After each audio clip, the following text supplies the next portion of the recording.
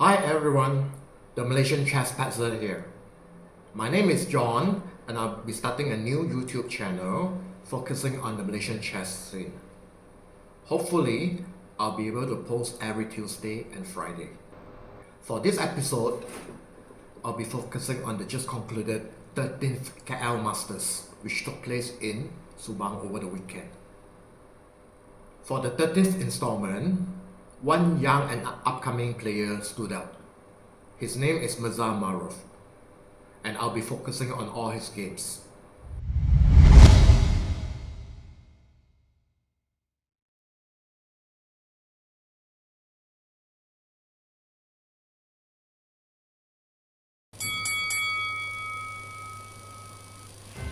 In the first game against Haki, Mirza opens 1d4 and enters the interesting Jobawa London.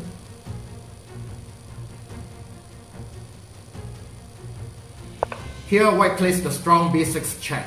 It not only prevents Black from playing b6 himself, but it opens lines for White's pieces. Black captures the b6 pawn with his knight. He is one pawner, but his position is not too good. White doubles his rook on the b file, putting pressure on b6.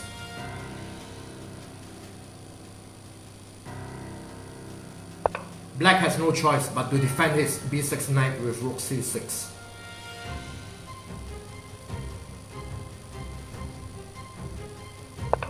White piles up more misery on Black by attacking the a5 pawn with his rook.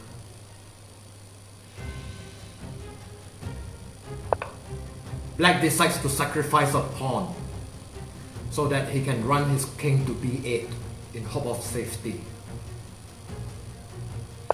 White is not interested in the pawn. He maneuvers his queen to h4 with the idea of going to e1 and later to the queen's side. Black over-defends his knight with queen d8.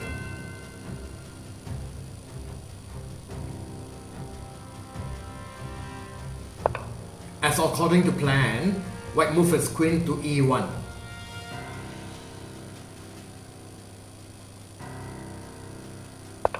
Here Black retreats his king to b8, and this is a mistake.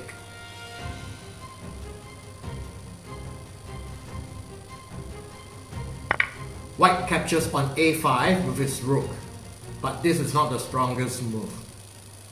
He should have captured twice on b6 with his rooks.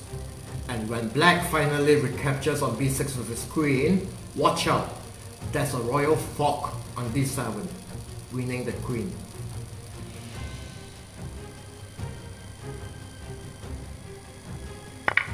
Black captures White's rook on a5.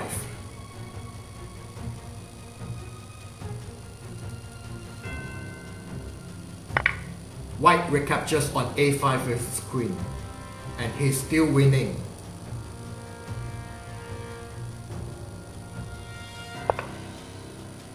Out of desperation, Black plays king c7.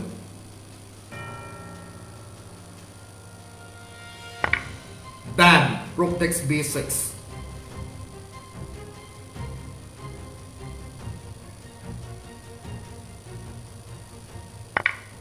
Black recaptures with rook takes b6, but the pin is very telling. White plays knight a4, threatening the rook on b6, and there's no easy way to defend. Black plays king c6, but it doesn't help.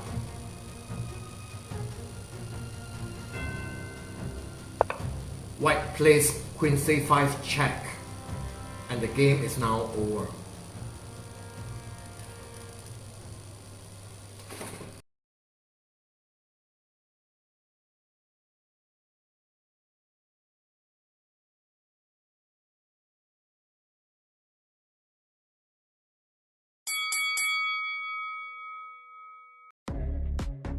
In the second round against Rahimi, Mirza opts for the Caro-Kann against 1e4.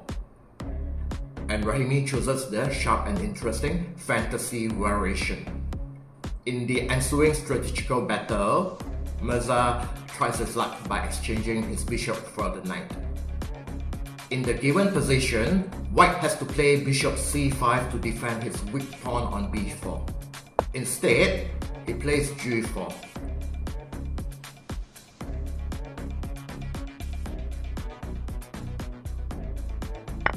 Without hesitation, black captures the free pawn on b4.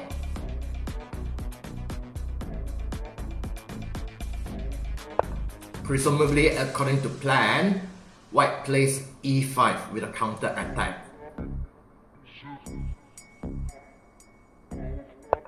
However, black has the intermezzo rb1 check.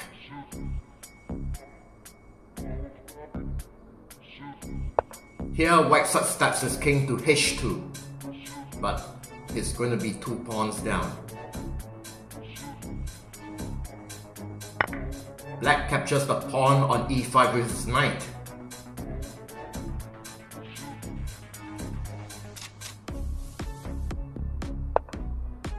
Here, maybe in time trouble, white plays rook to b4, hanging his precious rook. Again, without hesitation, black captures the rook and on b4, and the game is over.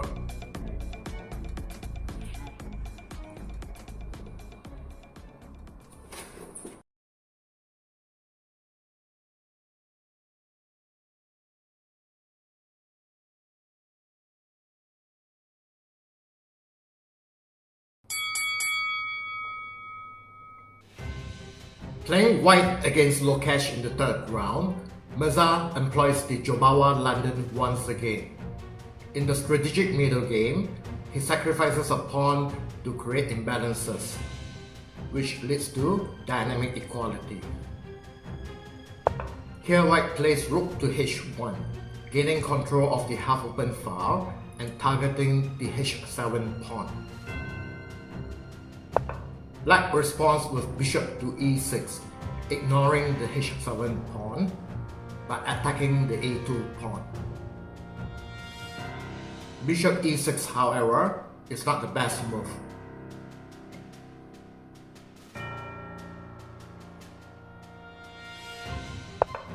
He should have tried c5, creating play on the queen side. White captures the pawn on c5.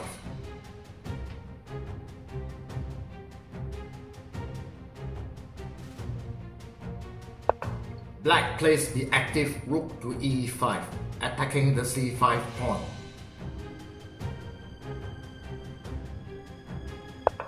White has nothing better but to sacrifice the pawn by pushing it to c6.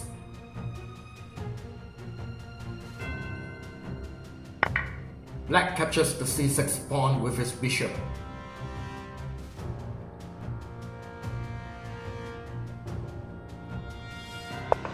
White pushes his rook up to h6, gaining a tempo on black's bishop.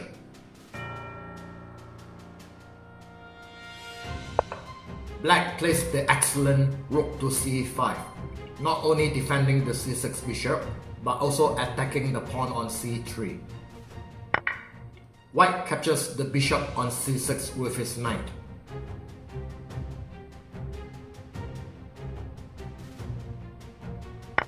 Black recaptures the piece with his rook.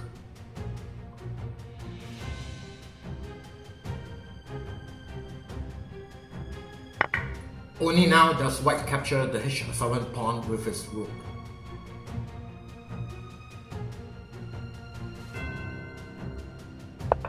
Black plays the excellent king to d7, trying to centralize his king. White captures the f7 pawn with check.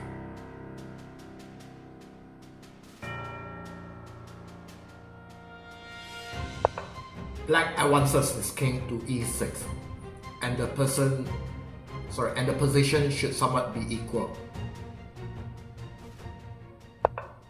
Now back to the game.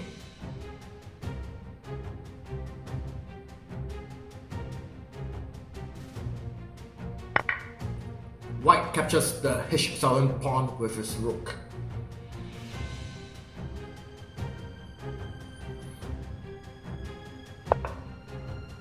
Black advances his king to b6, with the hope of creating trouble on the queen's side. Black retreats his rook to h5, eyeing the f5 pawn and tying the bishop down. Still, Black captures the a2 pawn with his bishop.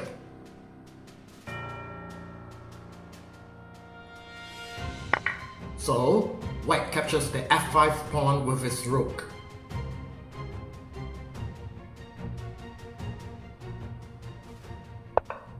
Black retreats his bishop to d5, cutting off White's rook on the 5th rank. Black takes the opportunity to advance his g-pawn to g4.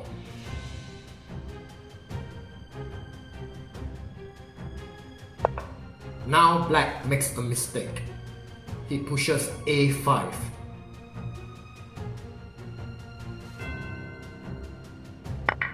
White happily captures the pawn on a5.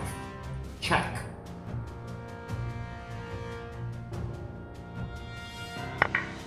Black recaptures the a5 pawn with his king.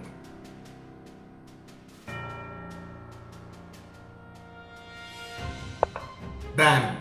Now comes c4, attacking the pinned bishop.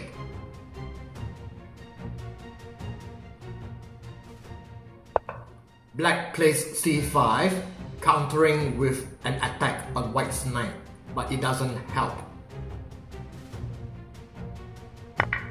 White captures the bishop on d5 with his rook, and the pawn is pinned. It's now game over.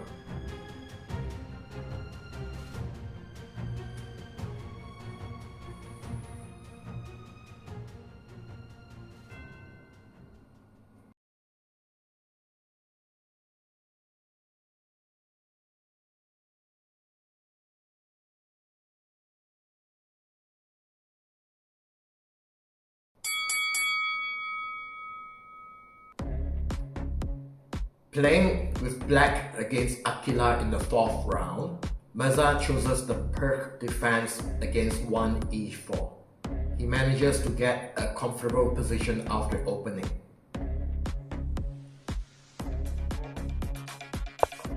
Here, Black plays bishop to c1, attacking the pawn on b2.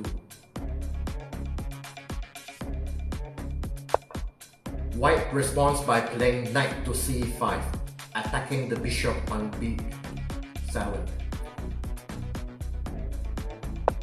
So, Black retreats his bishop to c8.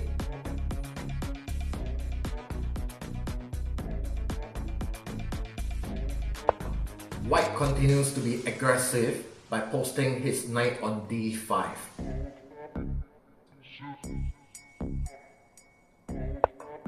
Black plays the good move, king to f7, centralizing his king.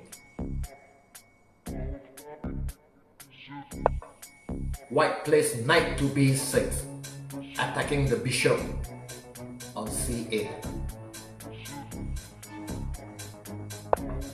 Black surprises White with a good move, bishop to e3, not only attacking the knight on c5, but x-raying the knight on b6 as well.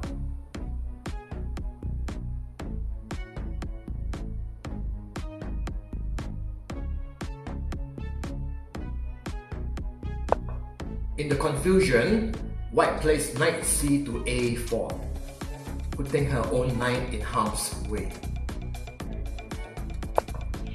Black plays bishop to e6, removing the bishop from danger.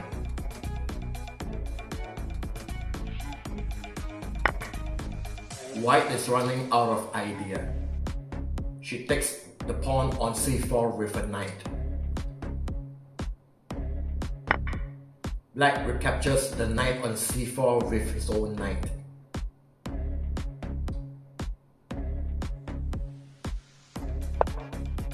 White plays b3, but it doesn't help.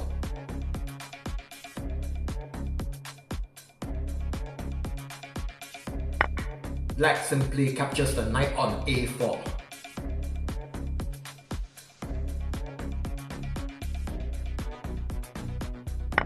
White recaptures the knight on c4.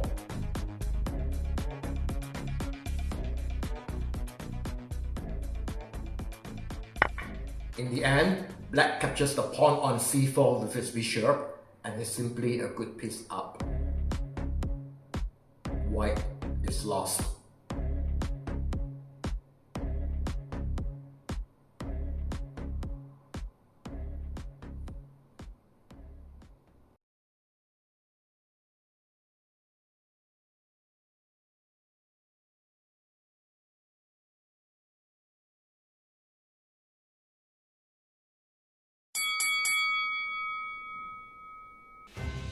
In the 5th round, Mirza plays white against Xiao, a popular chess arbiter and a friend of mine.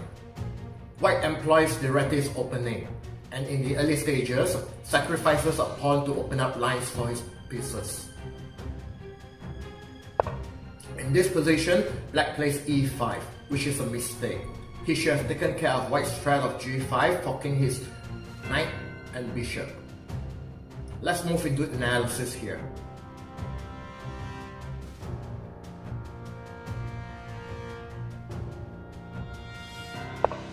Instead of e5, black should have retreated his bishop to g7, thereby avoiding the fork on g5.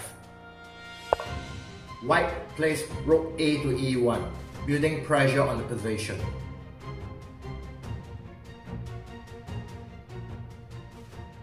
So black castles into safety, but there are still challenges ahead for him.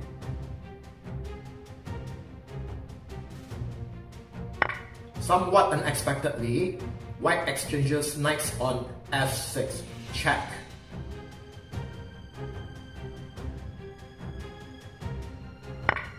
Black recaptures on f6 with his bishop. He is happy to exchange pieces when under pressure. White continues the exchange on f6 by capturing the bishop with his bishop.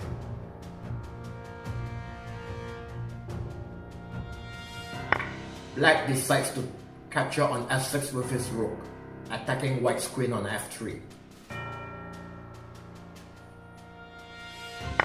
So, white captures the b7 pawn with his queen, attacking both the rook and the knight.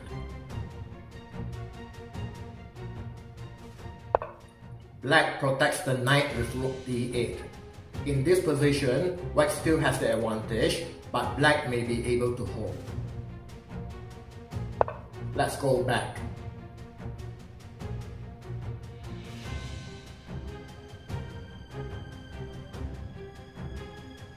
In fact, let's look at further analysis.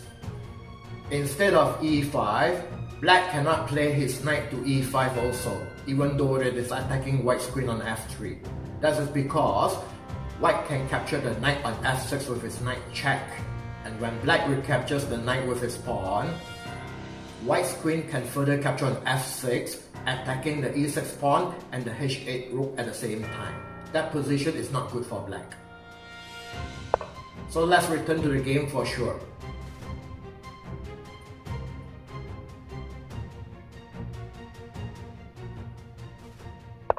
After black has played the mistake e5, white pushes his pawn to g5, forking the knight and the bishop.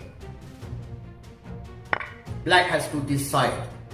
He captures the knight on e4 with his knight,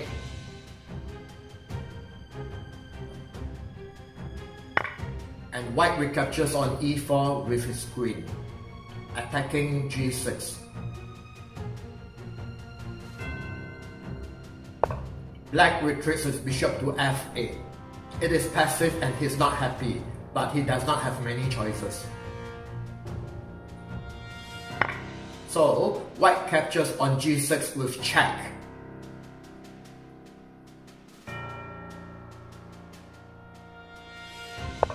Black has only one move. He runs his king to d8.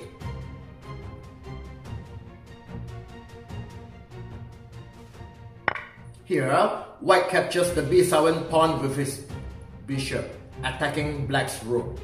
He is one pawn up. Naturally, black plays rook to b8 attacking white's bishop.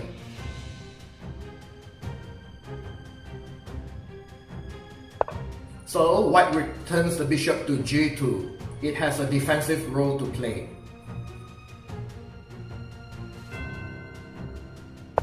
Here, black plays the interesting queen to d2 with the intention of transferring his queen to the king's side for some attack.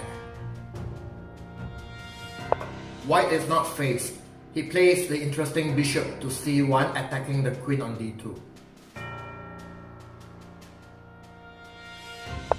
So, black transfers his queen to d4, attacking the rook on a1 and trying to transfer his queen to h4.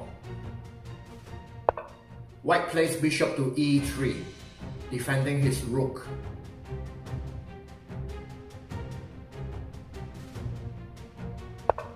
Black plays queen h4 with strong pressure on the h file.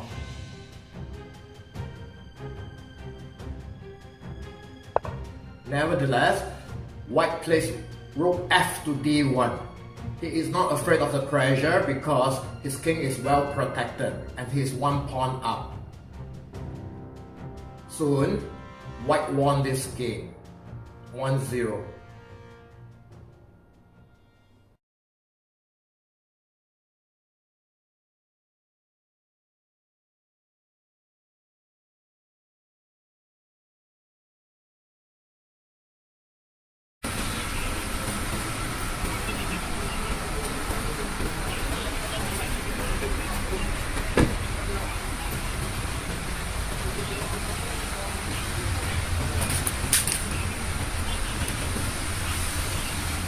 Creating YouTube content for the first time is very tiring and difficult. But it's almost done, So, I've decided to treat myself.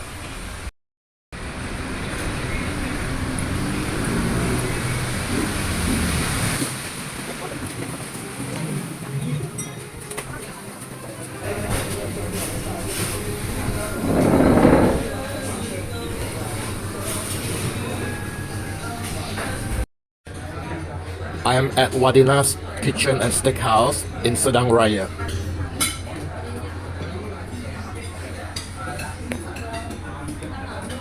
And this is usually what I order. Grilled rump steak and the price is RM26.90. I don't think I can find a better price elsewhere. Here it is, yummy.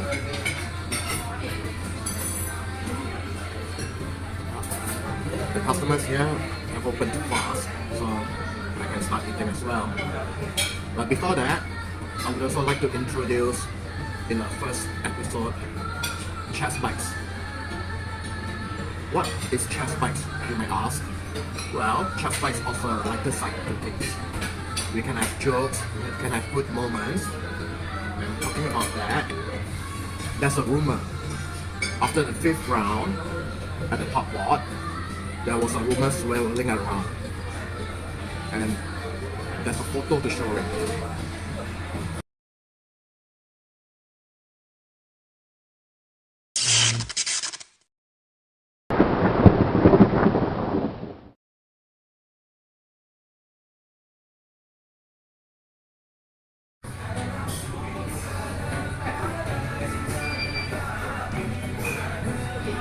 Very good. I love it. Now that my stomach is taken care of, I can think better. My brain works better now.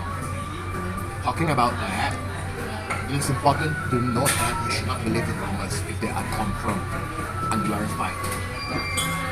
Touching along that line, I believe my two friends, Mirza and Shaval, are getting along just fine, if not better. So what's the lesson here? Do not believe in rumors.